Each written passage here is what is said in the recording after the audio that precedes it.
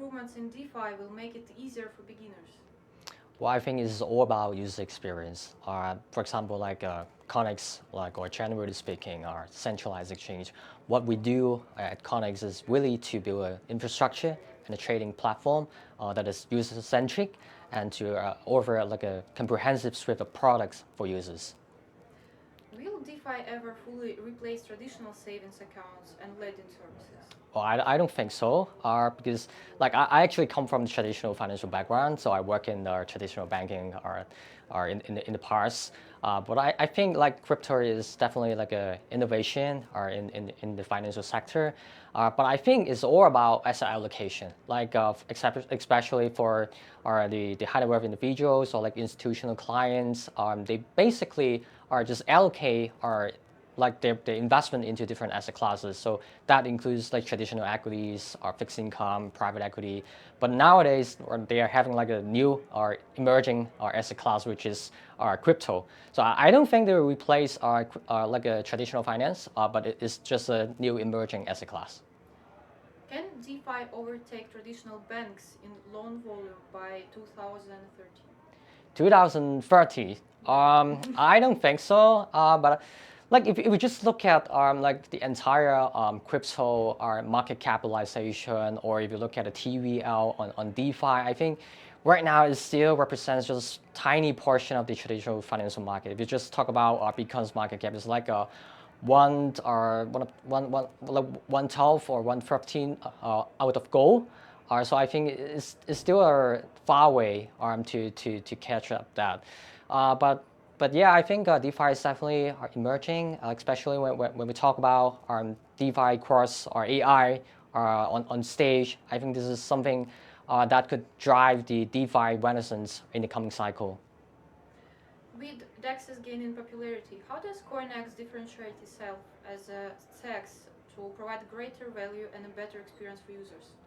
I think that's an interesting question because in this cycle, I think a lot of people are actually looking for DEX instead of SEX.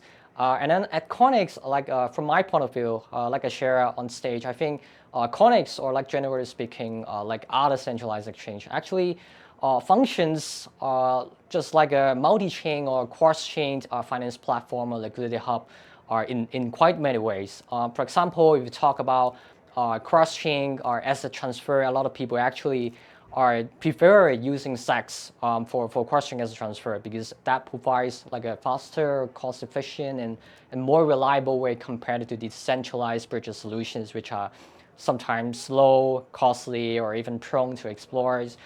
So, for example, at CoinEx, let's take USDT for example. You can deposit and withdraw in multiple chains. So that's one thing. And then when it comes to like on-chain trading, for example, when we look at some emerging blockchain ecosystem like Ruins of BTC or KRC20 of Casper in the cycle, they're actually having pretty high entry barriers for everyday users.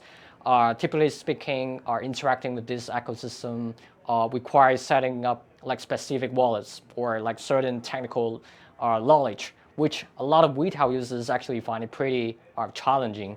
And so I think that's where CoinEx comes in, because we are actually support a wide range of S token standards and to enhance the liquidity of a lot of these kind of niche yet emerging ecosystems. And then lastly, I think I also want to highlight our expertise in POW ecosystems, which a lot of DeFi protocols struggle to integrate because most POW chains actually lack smart contract functionality.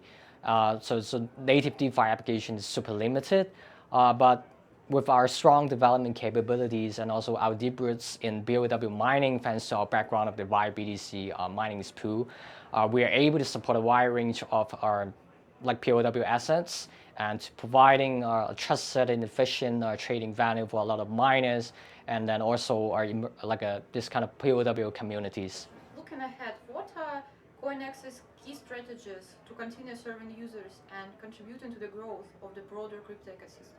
Yeah, I think it's all about our product innovation. Like as you can imagine, like we continue to invest a lot in product innovation. In particular, we have been developing and expanding our AI capabilities into market analysis and also with alerted systems and automated trading strategies. And then we are also launching quite a lot of our products. For example, in the past year, we launched our CoinEx mining, which allows our users to earn new tokens through holding CET, our exchange token. And then we also launched pre-market trading, allowing users to trade on events and also our tokens like priority to the TGE. And then we also have our CoinEx staking product, which is primarily focusing on the NOK staking right now, but we are also exploring the integration of other DeFi protocols.